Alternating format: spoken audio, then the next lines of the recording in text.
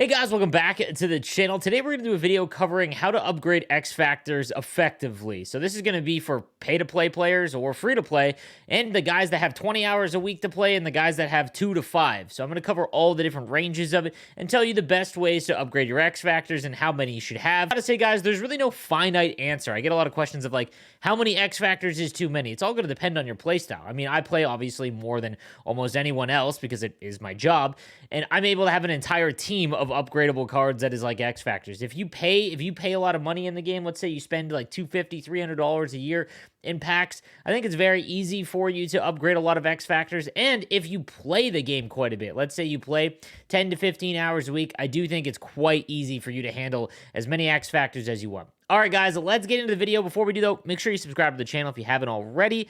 As it's closing out at the end of the year, I really want to see how many I can get up to. I appreciate all of the subs and like the video if you do enjoy it. Let's get into the video. All right, so guys, let's first start with the players that play an awful lot and are quite good at the game. We'll start there and we'll work backwards. And the best way to upgrade them, I've said this a number of times, is a Hut Champs collectible set. So if you can get even 11 wins, that is what you should aim for if you are a decent player. Let's say if you're Division 3 and above, 11 is not out of the realm of possibility, especially on the new gen consoles. But one collectible will get you one power-up collectible. So one Hut Champs collectible will turn into one power-up collectible. It's 1-to-1. And with 11 wins, you get 5.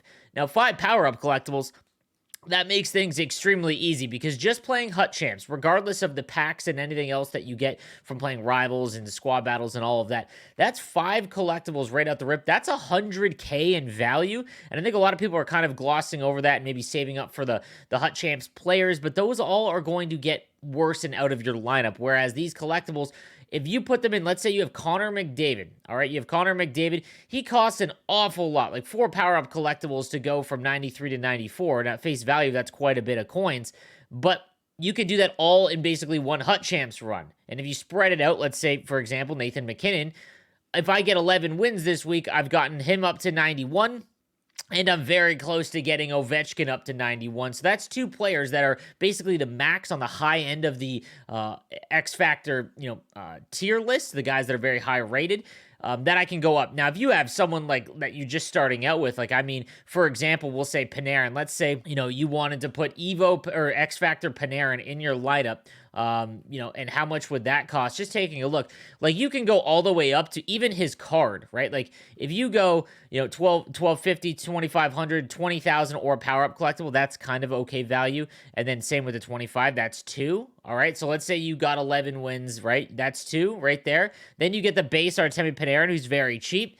And then you got another 2. Now he's already up to an 88, and you're very close to getting him to an 89. That's just in 1 week, guys. So if you can play Hut Champs and get to 11 wins, that's going to change things quite a bit. Now, if you can't get to 11 wins and you can get to 9, or even just playing to get 1 or 2 power-up collectibles is at your advantage, because that is guaranteed value in a very, very easy way, and the best, most effective way, no matter what, to actually upgrade these cards. And if you do it in addition to playing Rivals and squad battles, it makes having multiple of these cards extremely easy. The other thing I want you guys to remember is that, I have multiple guys here, right? But it's not like Nathan McKinnon or Ovechkin or Matthews or Eichel are going to get upgrades every week. It is not like, okay, I've spent it all of my Hut Champs collectibles on upgrading this McKinnon and Ovechkin, and now I've got to do it all over again next week. That's not the case. Like, you'll see upgrades probably for every card, unless they get a big bump like Eichel did for his master set. You'll see a big bump like probably every 2 to 3, probably even 4 weeks,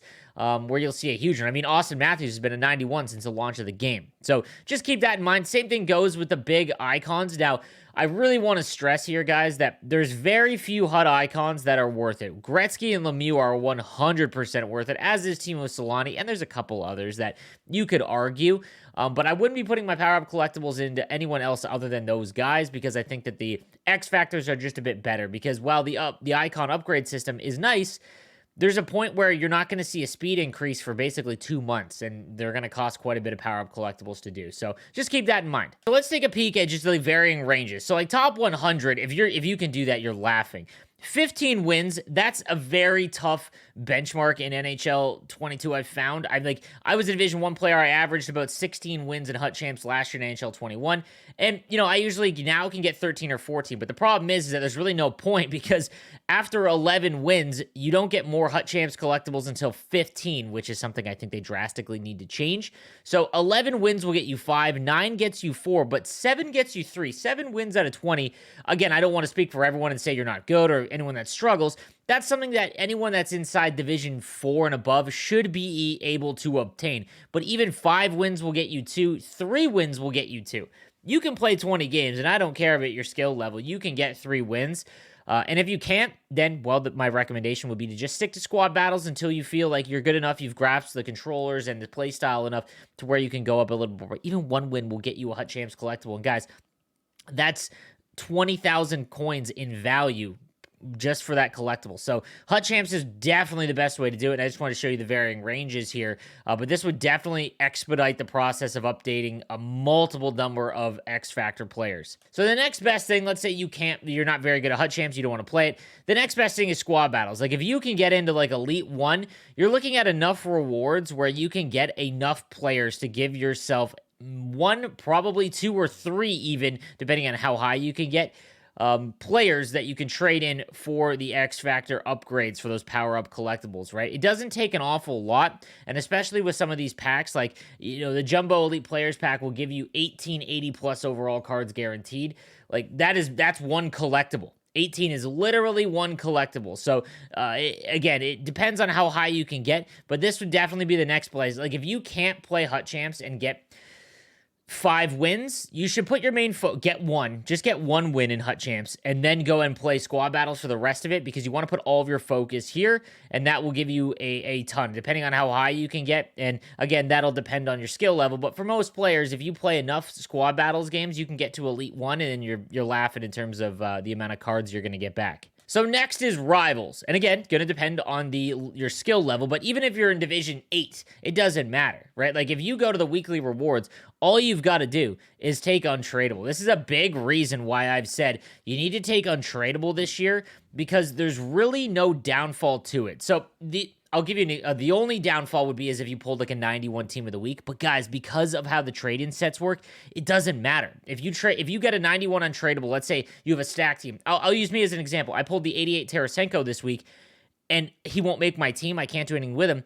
But eventually there's going to be an 88 plus trade-in set for some event, and I'm just going to use them there. So they've made every card that if you pull untradeable, worth it. Does it suck that you can't trade in, you make a big pull? Yeah, obviously. But coins this year are not the currency you want to focus on. It is 100% players, and getting untradeable rewards no matter where you get is 100% the play. You should never be taking tradable, even if you have a stacked team. Okay, next I want to talk about the XFactor sets and just, what we should do with them. So if you go to the XFactor sets, obviously, make sure you're doing the XFactor Player Choice Pack as soon as you possibly can, because it is on a long cooldown. You're still chasing McDavid, McKinnon, Matthews. Again, you saw my team. There was a ton of X-Factors, and there will be more. Like, there will be more when guys get Team of the Year and things like that. But let's talk about these two, because there is no cooldown on them. Honestly, the cheapest one is the 80-plus trading in 18. But here is what you want to do. So I just traded in a bunch, but we'll search my collection anyways. What you want to do first, okay, is you go to this and you choose untradeable. You want to start with your non-tradable. Now, I just traded in a bunch, but I'll do it here for simplicity's sake, and I've got to actually trade in McKinnon. So you trade in 18, right?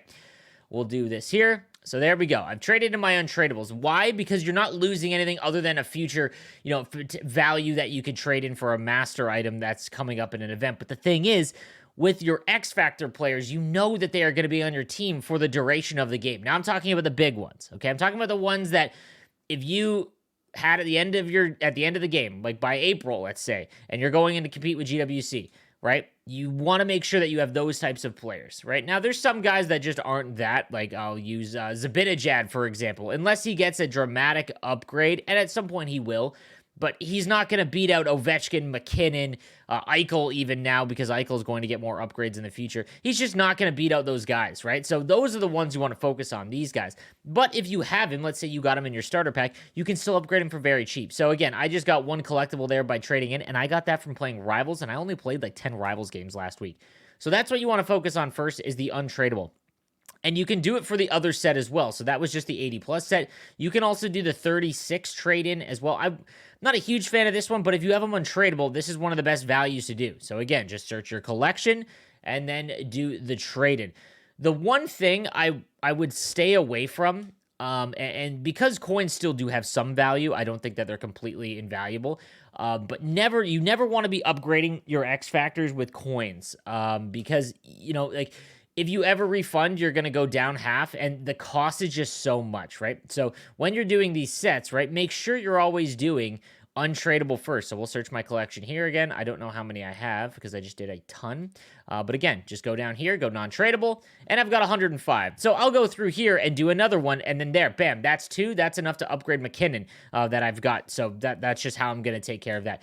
When you only have tradable left, guys, because these are starting to dry up, things might change in January. January is when the player base is at its highest, so keep that in mind. In all honesty, you probably want to sell them. They are going for quite a bit, and the reason why I think that you want to sell your tradable ones is because coins, again, do have value for some cards. So let's say other than XFactors, right?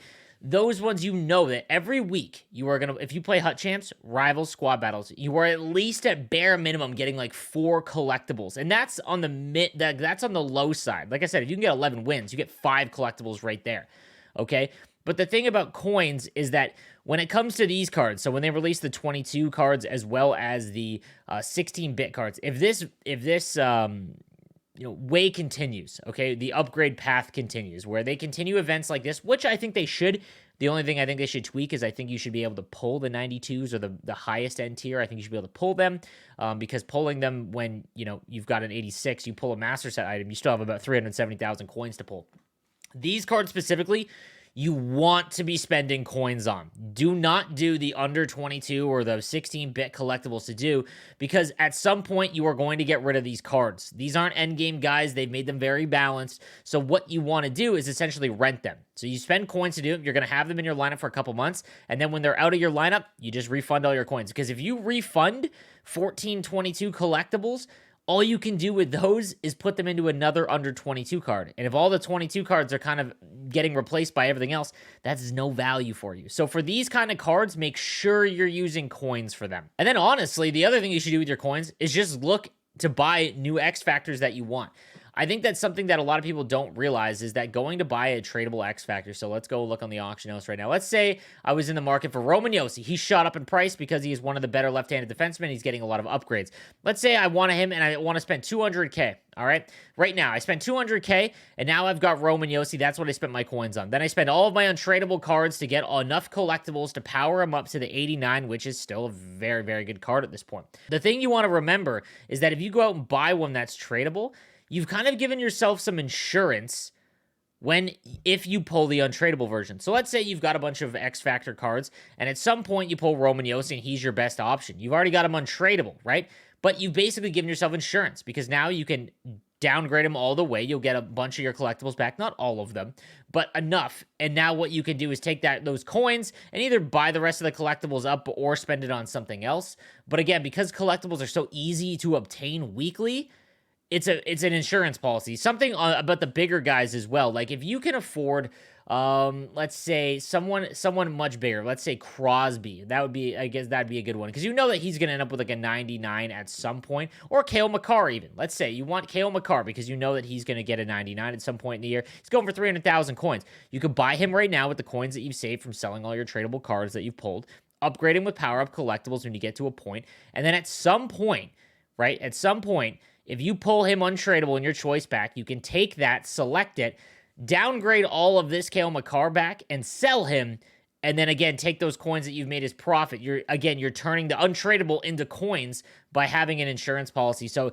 that is honestly what I would do when I amass a huge amount of coins. I look for whatever insane X Factor I can get, and I did it with Seth Jones earlier. I bought the Seth Jones on the auction house, and then I pulled him untradeable, and I just refunded him essentially. So something to keep in mind there as well. So I guess in my opinion, I don't think having a ton of X Factors is ever a bad thing. Again, especially if you spend money in this game, let's say you spend a couple hundred on this game, I am not going out and spending whatever I pull on, some huge 92 prime time, because I know that at some point that card is just not going to be viable. Here is the reason. Again, I spend an exceptional amount of money in the game. It's my job. And it's how I create a business. So what I do, the thing I really like is that I spend a lot of money on this game. I could not play this game for 2 months with this team. Now this team is exceptional, but I'll use an example. I go all the way to April, let's say. I could not play. I could play for 3 weeks and I could upgrade a bunch of these guys all the way up. And I know that's why having a lot of X factors is okay, I think, in this. I think that a lot of people get hung up in the cost. And while if you look at the total cost, like if you look at the total cost from Eichel to go to 99, it's probably going to be around $1 million in terms of coin value. But you're not taking into the account of how easy it is to obtain collectibles, even for the casual player. And you have to understand that you're not doing it all at once, okay? Like, I think a lot of people are like, what's the point of having a lot of Evo or X Factor cards if you can't upgrade them when they get really expensive? Dude, there's not a rush. I'll use this one as a perfect example. If their speed doesn't go up, really, and they don't get a banger synergy, there's no rush, guys, to go up this +1. Right? I think a lot of people get locked into that, okay? Like this 91, right? Like here, I'll use this as a perfect example. 3 power-up collectibles are 70,000 coins, right? He doesn't get a speed upgrade or anything like that. This Bowen Byram for 140, a lot more value because he gets a lot more, he gets a 1 speed boost, but he also gets shut down and another synergy that's actually useful in Light the Lamp. So you just got to look at what, at that tier, is he needed? Like another perfect example, the one where Alex Ovechkin got his distributor upgrade. That was huge. So going from 87 to 88, that's one where you want to rush out to. But at the end, guys, they're all just going up basically 1 stat. So again, I don't think that it's something that you should be worried about. Go and get your X Factors. Your whole team should be low to them because then at least you know it's safe. The one thing I'll say is it does get kind of boring. These guys aren't leaving my team. So any new event that comes out, I'm kind of like, right? That is the one downfall. But very few people are in this position. So I just want to make sure that that's out there. I know it's kind of a lengthy one, and I talked about a lot of things involving X Factors. But let me know your thoughts, guys. Again, for free-to-play players, I think it's very easy to upgrade multiple X Factors. Just take your time. I think everyone gets hung up that they need to upgrade their cards the second that an upgrade comes, and in a lot of cases you just don't. So guys, let me know what you think in the comments section down below, and I will see you guys next time. Have a good one.